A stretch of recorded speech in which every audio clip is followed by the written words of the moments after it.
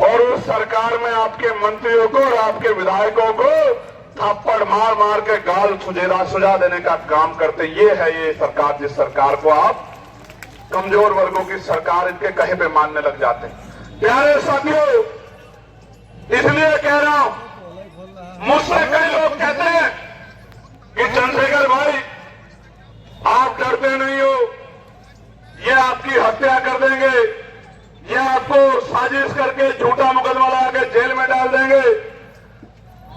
कई लोग कहते हैं आप रात को आपको फोन करते हैं, आप जागे हुए मिलते हो, सोते क्यों नहीं हो। मैं आज आपको एक सच बता देना चाहता हूं। सुनना चाहते हो? जोर से बताओ, सुनना चाहते हो?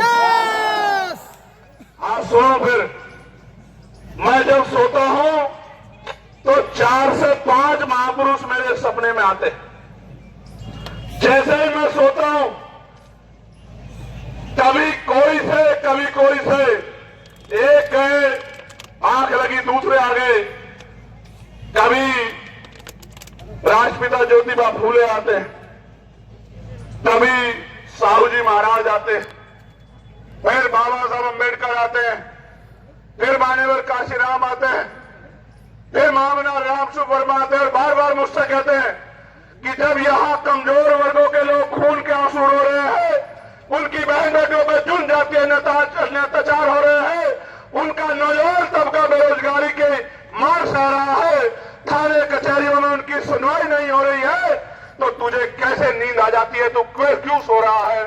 तो फिर मैं एकदम से जाग के खड़ा हो जाता हूं, फिर मैं उठकर बैठ जाता हूं।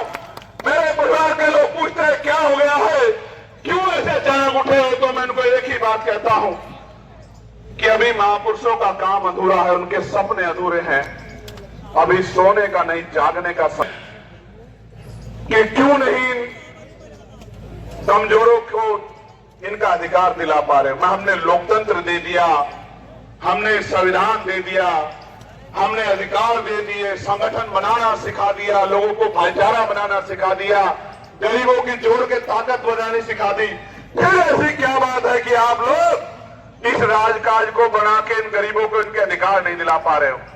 तो फिर मैं सोचता हूं कि बात तो उनकी सही। मैं आपको भी पूछना चाहता हूं, क्या कोई कमी बाकी है अब हमारे संघर्ष में? आप बता, कोई ऐसी कमी जिसके बाद जिसको पूरा करना बाकी हो, जिसके बाद आप कमर कस लो।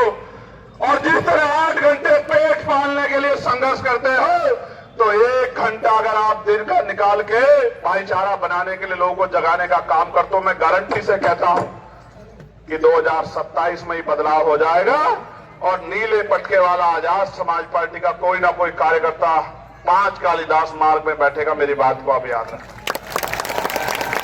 और जिस दिन 5 कालिदास मार्ग में किसी किसान, कमजोर, दलित, पिछड़े, जाति के आधार पे नहीं, विचार के आधार पे, जाति वालों का तो मैंने आपको बता दिया कि डीएम नहीं आता, एसडीएम नहीं आता, एडीएम नहीं आता, एसएसपी नहीं आता, और थप्पड़ खाने पड़ते हैं और मंचों पे रोना पड़ता है।